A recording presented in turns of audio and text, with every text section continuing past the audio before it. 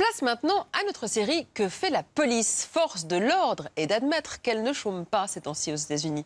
Sous Trump, l'Amérique raciste, drapeau confédéré et celle du nazi est de sortie. Elle défile et défie fatalement.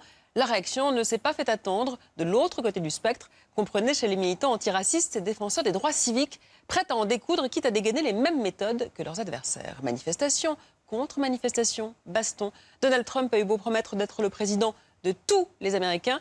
Jamais la nation ne s'est autant déchirée avec un dommage collatéral non négligeable, le retour de la gauche violente. L'arme à gauche, c'est un sujet de Yves Schaffner.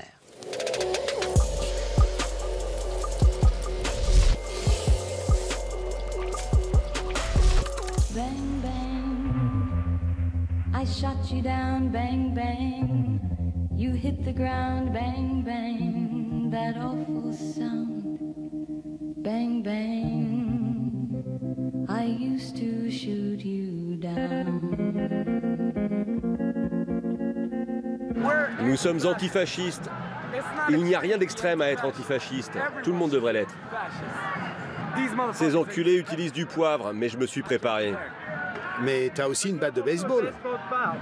Je me suis doublement préparé.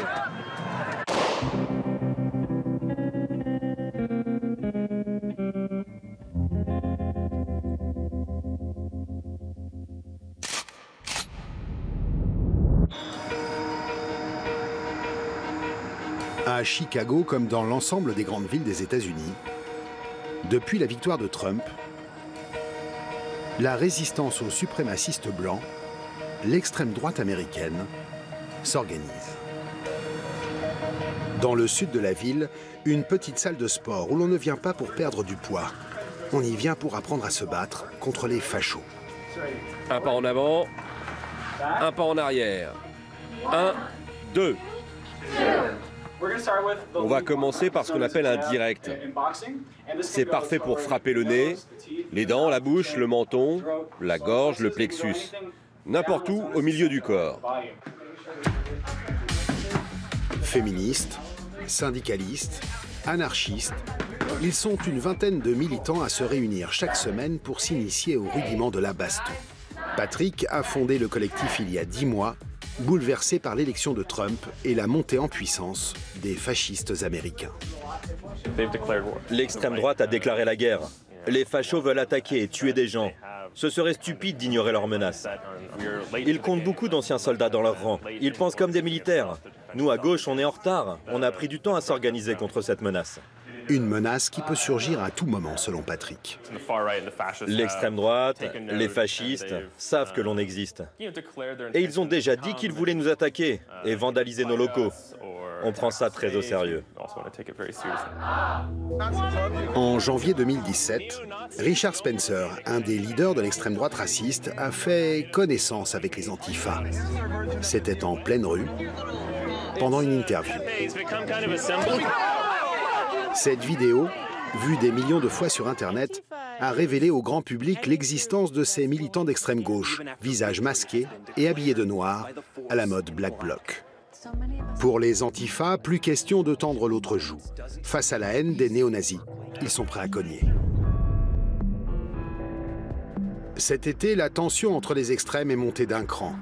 À Charlottesville, une petite ville de 45 000 habitants, en Virginie. Droite, gauche. Droite, gauche. Ce soir-là, l'extrême droite a battu le rappel. Des centaines de suprémacistes blancs et de néo-nazis se sont secrètement donné rendez-vous à la nuit tombée. Ils sont venus défendre la statue d'un héros de la guerre de sécession, un défenseur de l'esclavage. Dernier appel pour la sécurité. Il va peut-être nous falloir plus de monde. Si les antifascistes viennent, je veux que vous rompiez les rangs et formiez un mur. Allez en tête du cortège. Allez, on y va.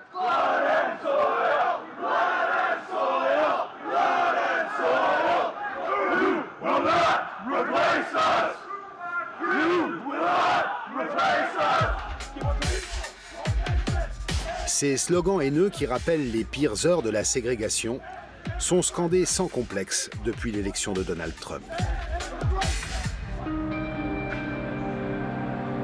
Le général Lee, le chef de l'armée sudiste, La mairie de Charlottesville aimerait bien en déboulonner la statue. Mais ça, les fachos ne veulent pas en entendre parler.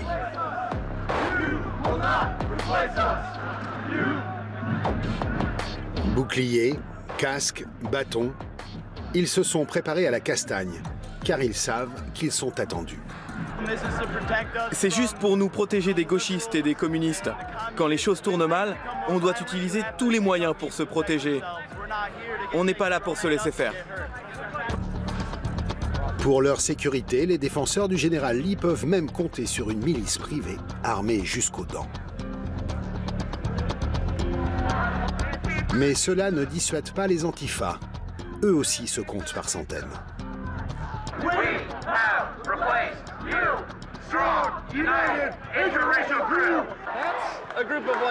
Ça, c'est un groupe qui rassemble tous les antifascistes du coin. C'est très important pour moi d'être ici, pour montrer que les Blancs américains ne sont pas tous racistes ou fascistes. Charles a fait plus de 7 heures de route pour venir manifester. Il n'est armé que de son mégaphone. Mais dans le groupe, certains sont là pour en découdre. Dans leur rang, des équipements de combat qui n'ont rien à envier à ceux de l'extrême droite, de l'arc à flèche au fusil d'assaut. Ces enculés utilisent du poivre, mais je me suis préparé. Mais t'as aussi une batte de baseball. Je me suis doublement préparé. Nous sommes antifascistes. Il n'y a rien d'extrême à être antifasciste. Tout le monde devrait l'être. Les antifas veulent empêcher les fachos d'accéder à la statue. En quelques minutes, ça dérape.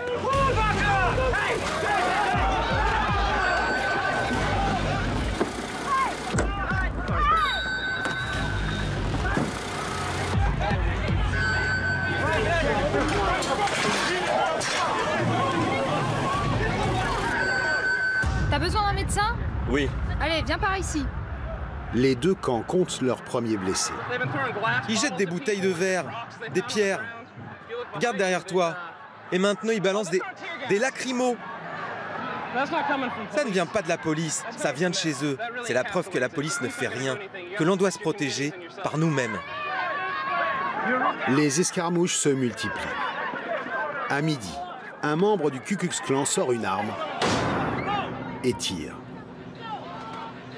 Mais le pire est encore à venir. À 13h40, une voiture fonce dans un groupe d'antifascistes.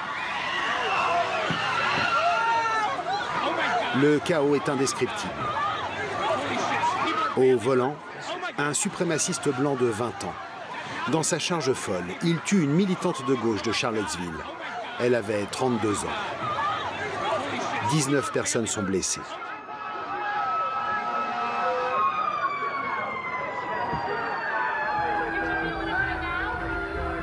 Pendant que la police arrête le coupable, Charles et un groupe d'antifas trouvent refuge dans un parc à proximité du drame.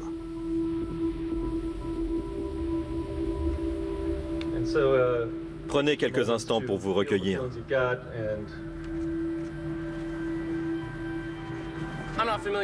Je pense que ça n'était jamais arrivé avant dans une manifestation.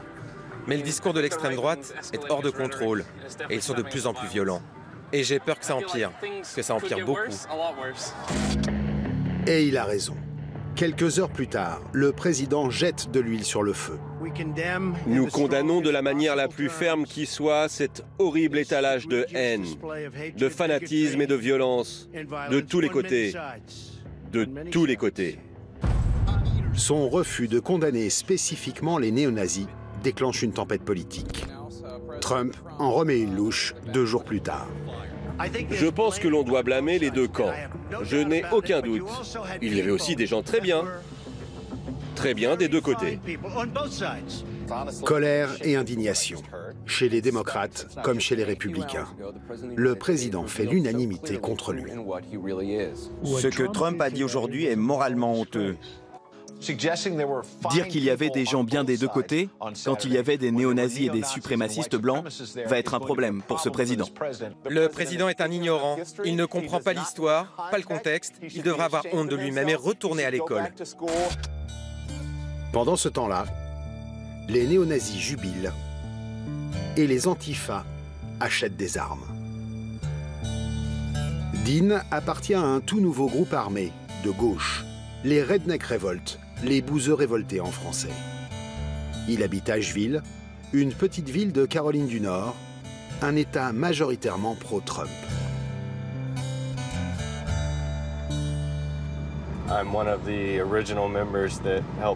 Je suis un des membres fondateurs de cette organisation. La gauche a besoin de gens qui savent se servir d'une arme. Notre but est d'assurer la sécurité de notre camp. Dean porte le t-shirt officiel du groupe.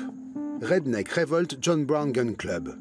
John Brown, un Américain blanc qui prônait la lutte armée pour libérer les Noirs de l'esclavage. Un héros pour l'extrême gauche, un terroriste pour l'extrême droite. Voici Vaughn, Gent, Jay et Jack. Tous ces noms sont des pseudos. Certains ont à peine 18 ans. Ils n'ont pas l'âge de consommer de l'alcool, mais la plupart ont des armes.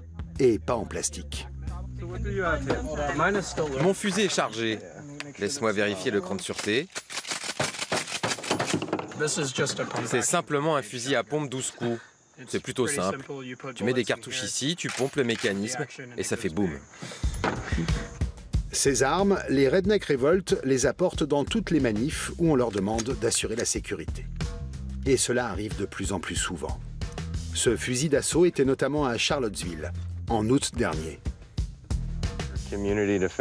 C'est pour nous défendre, pour nous assurer que l'extrême droite et les groupes fascistes ne pensent pas qu'ils peuvent nous intimider ou utiliser leurs armes pour nous opprimer. Et est-ce que vous pensez vous en servir? Je crois que ça va arriver. J'espère et je prie que je n'ai jamais à le faire. On est là pour se défendre. On n'est pas là pour tirer la première balle. Mais on se rapproche de plus en plus de ce moment. Et ce jour-là peut arriver n'importe quand. Les Redneck Revolt forment un cocktail explosif. À la fois anard et pro-arme à feu, ils mélangent doctrine d'extrême gauche et valeurs conservatrices. Un mix qui ne fait pas l'unanimité au sein de la gauche américaine. Les armes à feu étaient utilisées par les militants des droits civiques dans les années 60. Donc ce qu'on fait, nous, on reprend le combat de la gauche armée, mais version 21e siècle. Oui, et on ne compte plus le nombre de gens qui ont été tués au cours des derniers mois, simplement parce qu'ils étaient musulmans, noirs ou transsexuels. Là, on a atteint un point où on a attendu trop longtemps pour se battre. Et je pense que les gens comprennent enfin cela. Ils se mobilisent. Et c'est pour ça qu'ils rejoignent des groupes comme Redneck Revolt. Le groupe est en croissance constante. 1 an après sa création, il est présent dans plus de la moitié des États américains. Et une nouvelle branche verrait le jour chaque semaine.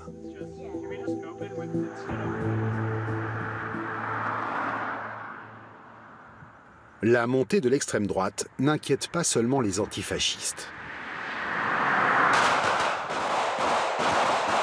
La communauté afro-américaine, elle aussi, est sur les dents.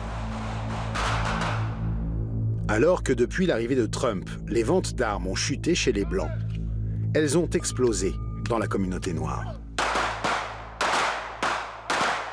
Pourquoi est-ce que ton doigt est sur la gâchette? Ce matin, une vingtaine de résidents de Caroline du Nord est venue s'entraîner avec Oliver Kingdom. Oliver est un instructeur de l'association pro-armes pour les Afro-Américains. Malcolm X, version Rambo. Non, non, chargeur, frappe-le, et maintenant tu tires. Depuis l'élection de Trump, j'ai 4 fois plus de clients. Tout le monde est tendu. Tout le monde a peur d'être attaqué à cause des sous-entendus racistes de sa campagne.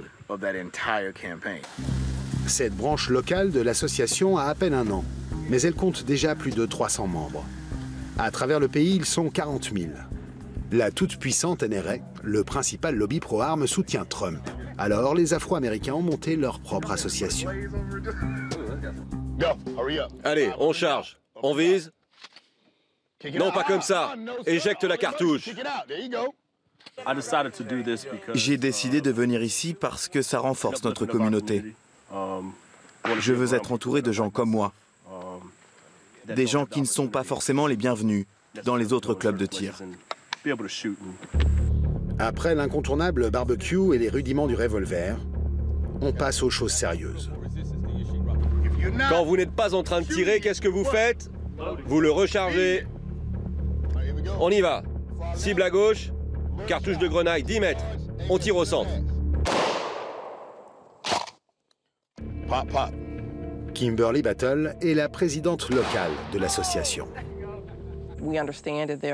On sait qu'il y a beaucoup de groupes qui se considèrent supérieurs ou meilleurs que les autres. C'est triste.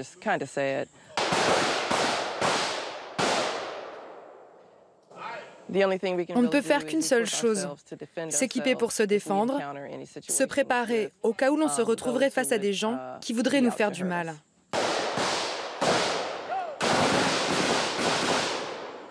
Il y a 4 femmes là en train de tirer. Elles possèdent toutes un fusil semi-automatique. Moi aussi j'en ai un. Cette course à l'armement inquiète, même au sein de la gauche radicale. 1, 2, 3, 4.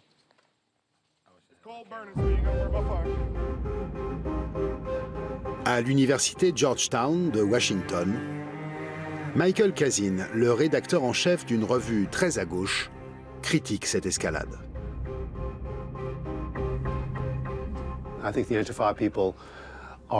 Je pense que le mouvement Antifa donne une mauvaise image de la gauche. C'est un vrai problème. Ils font le jeu de Trump. Cette idée qu'il y a une droite violente, dangereuse, et une gauche violente, tout aussi dangereuse, rend l'extrême droite plus acceptable. Ce prof a fait partie d'un mouvement radical dans les années 60. Il redoute un dérapage. Peut-on faire barrage à l'extrême droite en utilisant des tactiques violentes? Je pense que cela ne fait qu'encourager les fascistes. Si vous leur donnez ce qu'ils souhaitent, vous commettez une erreur politique.